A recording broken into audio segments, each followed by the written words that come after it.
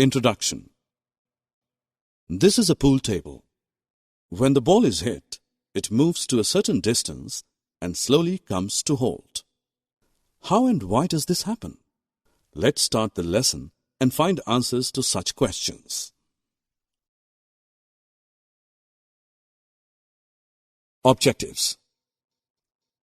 At the end of this lesson, you will be able to define friction, illustrate smooth and rough surfaces, describe the types of friction, discuss advantages and disadvantages of friction, illustrate the way to reduce or increase the friction.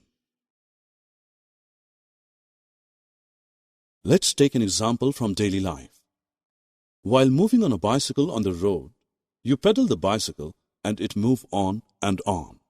When you stop pedaling, the bicycle slows down and gradually comes to a stop. Why does this happen?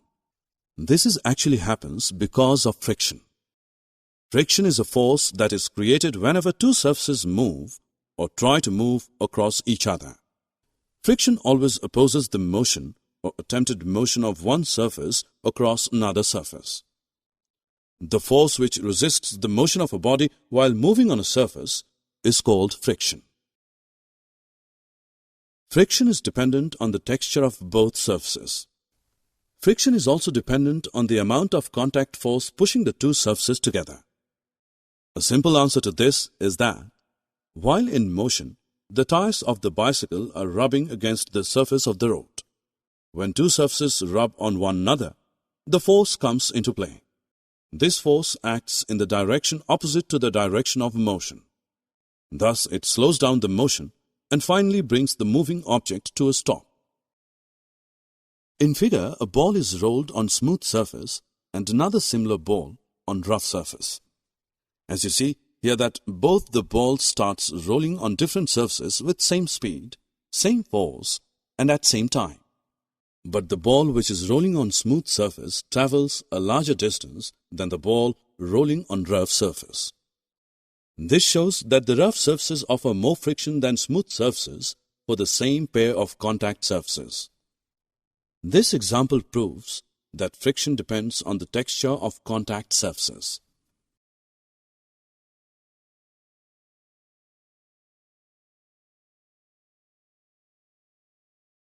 It is interesting to learn that friction depends on the amount of contact force pushing the two surfaces together. How? Let us find out. Here a man is trying to push a heavy box. The box is not moving. Have you any idea why this happens? Well, when the box is pushed, the bottom of the box and the floor rub one another and friction comes into play, which resists the motion. The force from friction is more than the push force being exerted by the man. The box will move only when a greater force than the force from friction is applied on the box. Once the box starts sliding, you may find it easier to move the box already in motion. This example proves that friction depends on the amount of contact force pushing the two surfaces together. Now we can easily define force of friction. The force of friction is a force which opposes the motion of a body in contact with the surface of another body. It acts on both the surfaces. Some surfaces are smooth and some are rough. Some are less rough and some are more rough. Even a smooth surface has some irregularities, roughness on it. For example, when we try to move one sandpaper over the other, the movement is not smooth. That means there is friction due to the interlocking of rough surfaces. But when we try to move one plain paper over the other, movement is smooth as compared to sandpaper. Thus, the roughness of sandpaper is more than that of the plain paper. So we can say that friction is produced due to the roughness of surfaces. Depending on the roughness of surfaces, the value of frictional force can be more or less.